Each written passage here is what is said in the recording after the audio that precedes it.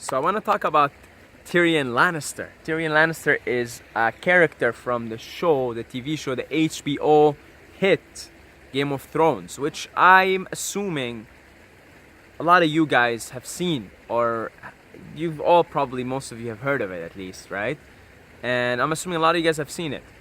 Tyrion Lannister is a fan favorite. People love the character Tyrion Lannister, and I want to talk a little bit about it because he's one of my favorite characters. Definitely top 3, maybe the number 1 favorite.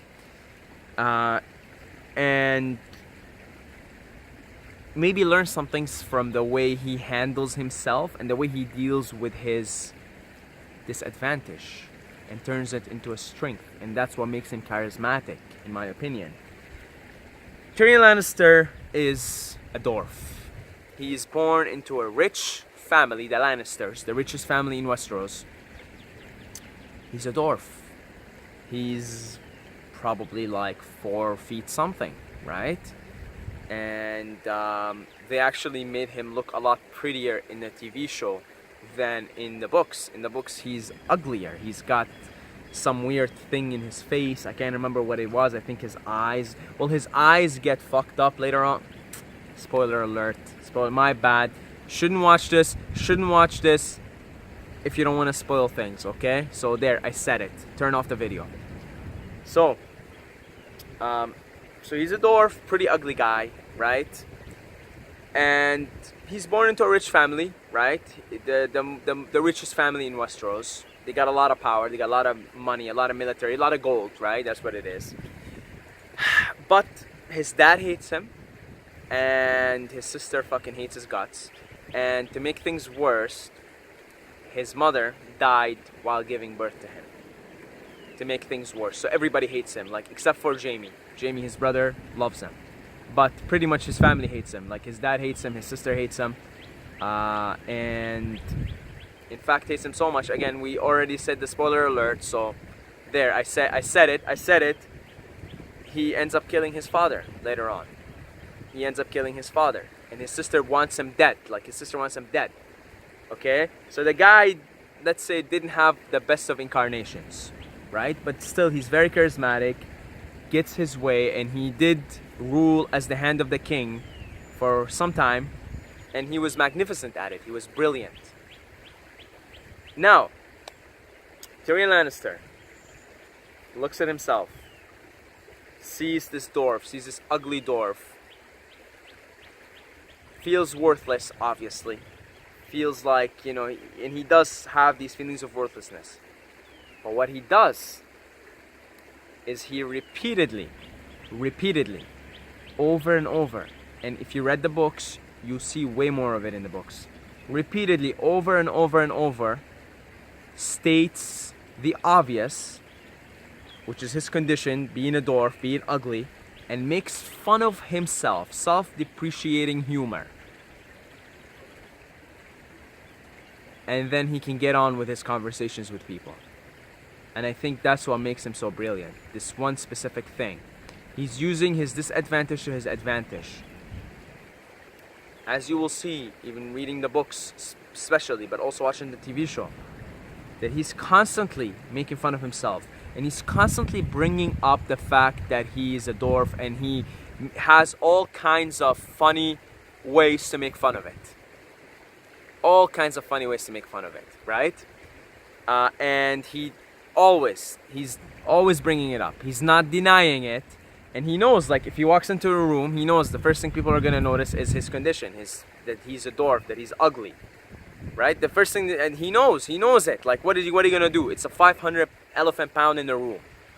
If there is a 500-pound elephant in the room, are you gonna ignore the elephant, or are you gonna like acknowledge the elephant?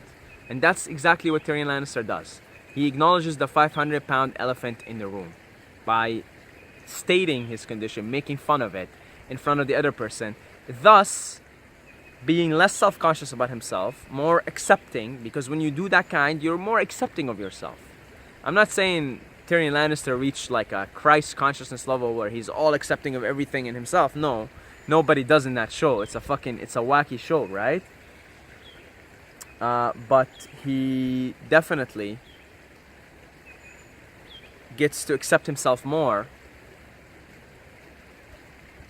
when he makes fun of himself and acknowledges the 500-pound elephant in the room, acknowledges his situation, makes fun of it, and that also allows him that there's no self-consciousness there, right? He's shitting on his own ego.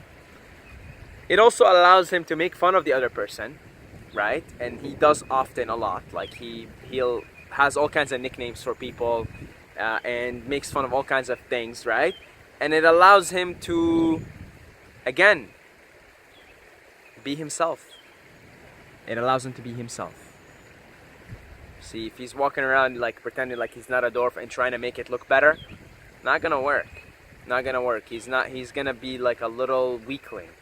But with him acknowledging it, making fun of it, saying, alright, yeah, like I'm gonna call myself out before you call me out because I see it coming. So here, I'm gonna make fun of myself before you make fun of me, and then I'm gonna fucking hit you up. And that's something I've seen comedians do a lot. Stand-up comedians are some of the funnest people to be around, some of the smartest, and the reason why they're some of the funnest people to be around because they make fun of themselves. They make fun of themselves. Almost all stand-up comedians will talk shit about themselves. They'll make fun of themselves in a funny way, right? And that's why they're such a pleasure to be around. They're so funny and people love them. And they have this, authentic presence about them, right? Comedians tend to be authentic people, you see? Because they make fun of themselves. They say, hey, like, what the fuck? Am I gonna hold this image in front of you right now? Like, what am I gonna pretend like I'm this and that? No, they make fun of themselves. Tyrion Lannister makes fun of himself. 500-pound elephant is acknowledged, and then he can go on about life from there. He's using his disadvantage to his advantage. Another thing of him using his disadvantage to his advantage, he knows he's not a physical person. He knows what the fuck he's gonna do, right? Like he's gonna how much training is he gonna do in the face of a 6'5" foot tall soldier? Not gonna do him any good. So he goes to his brain, he goes to his mind. He sees, that's where I'm good. My wits, he's very witty, right? He's smart, he's very knowledgeable. First of all, he knows like everything about Westeros and the history. He's very knowledgeable. He knows it all. He's like a know-it-all. He's a bookworm. He reads a lot.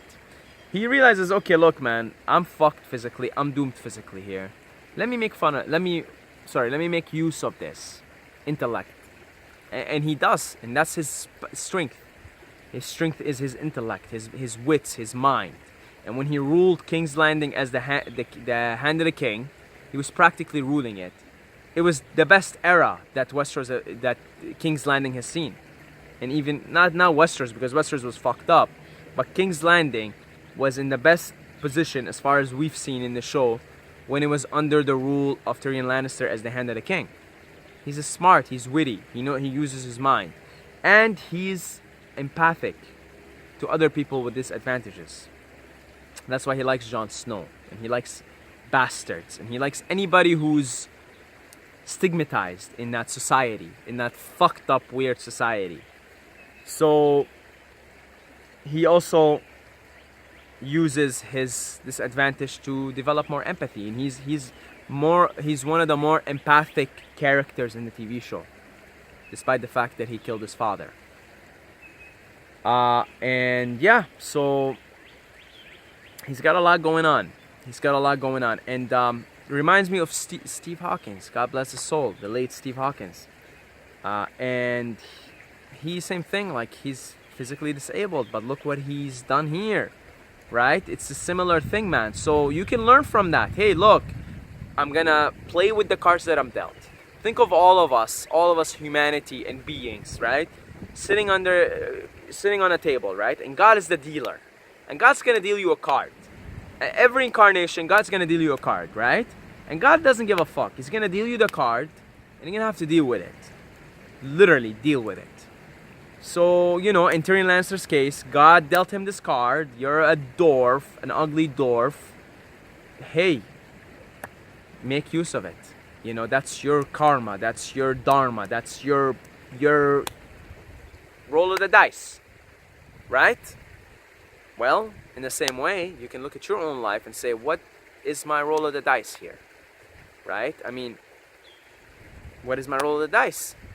And you play with it. You know, if you're like 5 feet tall and you want to be an NBA player, well, that card is not gonna help you all that much. I'm not saying it's impossible.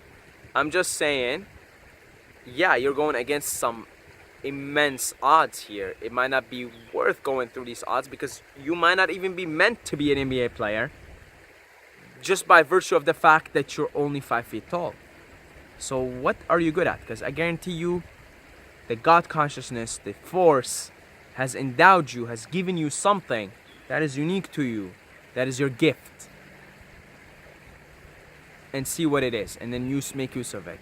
And don't go around pretending like, if you have a disability or something, don't go around pretending like it's not it's not acknowledged. Acknowledge it. Acknowledge it. You know, I've met someone who's on a wheelchair before, and they had absolutely like the quirkiest sense of humor. And one of the first things that they did within like the first few times of talking is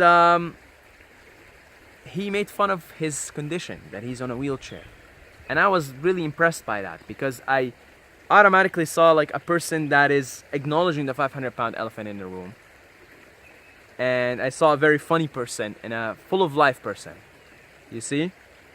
So we can all learn something from Tyrion Lannister. We can all learn something. We have real life people that are like Tyrion Lannister, that are doing great things. In fact, the actor himself, Tyrion Lannister actor, right? I can imagine he had to go through immense challenges, and he definitely, if you listen to his interviews, he's a very inspirational person. I'm sure he himself, having to be a dwarf in this world, you know, the actor, not the character now, I'm sure he himself can relate a lot to the character that he's playing, and maybe that's why he does such a great job at it. I'm pretty sure he can relate a lot to it, you know. Same thing, man. You know, make the use of it. You know, he in the case of the actor, he made use of his condition by acting out a character that is a dwarf, and doing brilliantly at it, may I say. So that's it. God bless you all, guys. I love every single one of you. But don't forget to subscribe, or you're gonna sleep in Westeros, and that's not fucking cool, man. That place is brutal. So subscribe.